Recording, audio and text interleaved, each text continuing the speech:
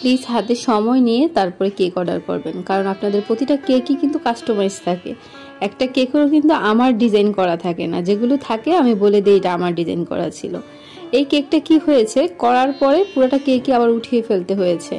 Cake করা শেষ, একদম ডেকোরেশন শেষ, লাস্ট একটু টাচ দিব, নাম লিখবো নিচে, তখনই কি হলো, হাত থেকে পাইপিং ব্যাগ পরে কেকটা একদম নষ্ট হয়ে গেছে। নষ্ট হয়ে গেছে বলতে একদম সবগুলো কালার একদম মিক্স হয়ে গেছে, একটার সাথে আরেকটা দুমড়ে মুচড়ে গেছে। এটাকে মানে কোনো রকম ভাবেই আমি ঠিক করতে পারছিলাম না।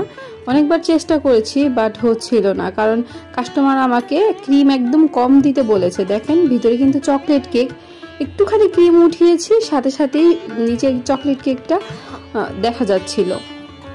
সেজন্য আরও সাদা কেক ছিল তো, সেজন্য এটাকে আমি কোনোভাবেই ঠিক করতে পারছিলাম না। সেজন্য পুরাটা কাজই আমি উঠিয়ে ফেলি এবং প্রায় 3 থেকে 4 ঘন্টা লেগেছে আমার পুরাটা কেক আবার ফিনিশিং দিতে।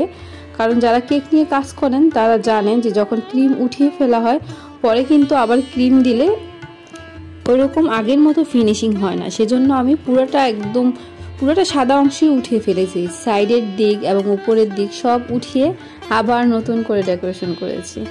এই হলো অবস্থা। আপনারা সবাই একটু হাতে সময় নিয়ে আমাকে অর্ডারগুলো কনফার্ম করবেন। আপুটা আমাকে 3 দিন আগে অর্ডার করেছিল, সেজন্য আমি করতে পেরেছিলাম। ধন্যবাদ।